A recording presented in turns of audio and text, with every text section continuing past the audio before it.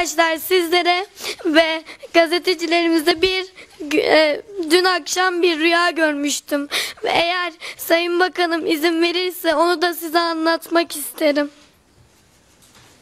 Estağfurullah, başbakan.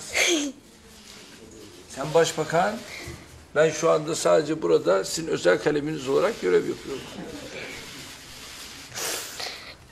Dün akşam bir rüya görmüştüm ve bu rüyamı sizlerle paylaşmak isterim. Etrafı bolluk ve bereketle çevrili bir ülkeye bakan olmuşum. Ve elime bir sihirli değnek vermişler, işe koyulmuşum.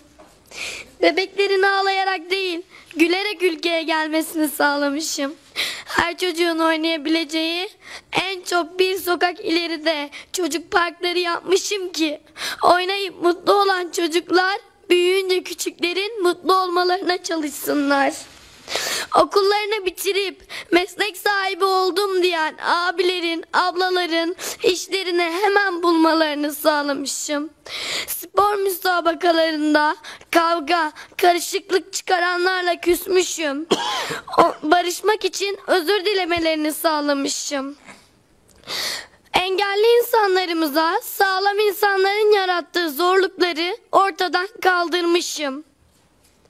Her babanın eve ekmek ve çikolata getirmesini sağlamışım. Savaş yapan, açlık çeken ülkelere gökkuşağı göndermişim. Mavi, yeşil, pembe renklerini tanısınlar diye. Ve bütün bunların hepsi olmuş. Tabii rüyada.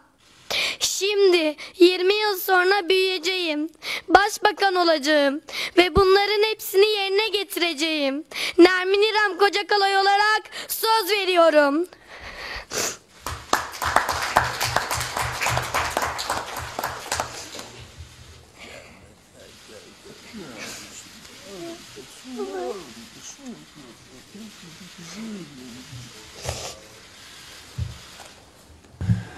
Tabii Sayın Başbakanım gerçekten rüyası çok duygulu.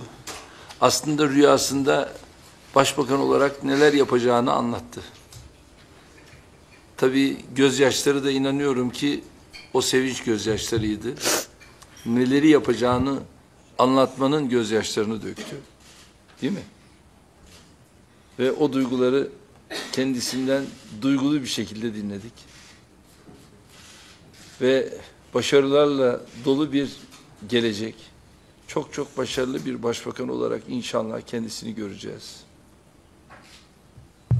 Teşekkür